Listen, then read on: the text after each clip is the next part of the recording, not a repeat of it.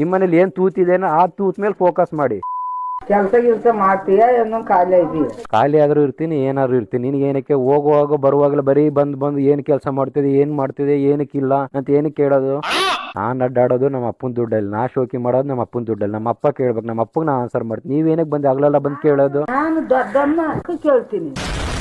ನಮ್ಮಪ್ಪ ಹೇಳಿದ ಕೆಲಸ ನಾ ಮಾಡ್ತೀನಿ. ನಮ್ಮ ಮನೇಲಿ ನಾನು ಇದ್ದೀನಿ, ಬೇರೆ ಯಾರ ಮನೇಲಿ ಇಲ್ಲ, ಬೇರೆ ಯಾರ ಮನೆಗೆ ಹೋಗಿ ತಿನ್ನೋದಿಲ್ಲ. ಬಂದಾಗೆಲ್ಲ ನಾ ಯಾವಾಗ್ಲೇ ಕಣ್ಣಿಗೆ ಕಾಣಿಸ್ಲಿ ಏನ್ ಕೆಲಸ ಮಾಡ್ತಿದೆ, ಏನ್ ಮಾಡ್ತಿದ್ಯಪ್ಪ, ಏನಕ್ಕೆ ಪದೇ ಪದೇ ಕೇಳೋದು? ನೀವೇನ ಊಟ ಆಗ್ತಾ ಇದ್ದೀರಾ, ನೀವೇನ್ ಬಟ್ಟೆ ತಂದು ಕೊಡ್ತಿದ್ದೀರಾ, ಬಾರಪ್ಪ ಮನೇಲಿ ಇರೋ ಅಂತ ಹೇಳಿದೀರಾ? ನಿಮ್ ಮನೇಲಿ ನನಗೆ ಮಲ್ಗಕ್ ಜಾಗ ಕೊಟ್ಟಿದ್ದೀರಾ?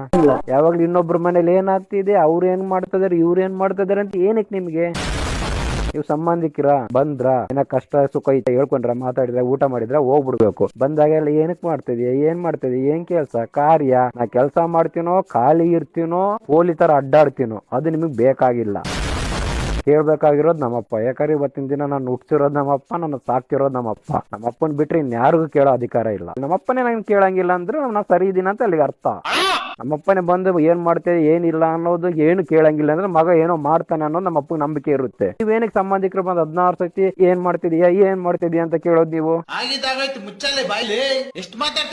ಮಾಡ್ತೀವೋ ಬಿಡ್ತೀವೋ ನಮ್ಮ ವೈಯಕ್ತಿಕ, ಅದು ಜೀವನದಲ್ಲಿ ಹುಟ್ಟಿದೀವಿ ಅಂದ್ರೆ ಏನಾದ್ರು ಒಂದು ಮಾಡ್ಕೊಂತೀವಿ, ಹೋಗ್ತೀವಿ. ನಿಮ್ಮಂತ ಸಂಬಂಧಿಕರು ಇನ್ನೊಬ್ರ ಮನೇಲಿ ಏನ್ ತೂತಿದೆ ಅನ್ನೋದು ನೋಡೋದ್ ಬಿಡ್ರಿ. ನಿಮ್ಮ ಮನೇಲಿ ಏನ್ ತೂತಿದೆ ಆ ತೂತ್ ಮೇಲೆ ಫೋಕಸ್ ಮಾಡಿ.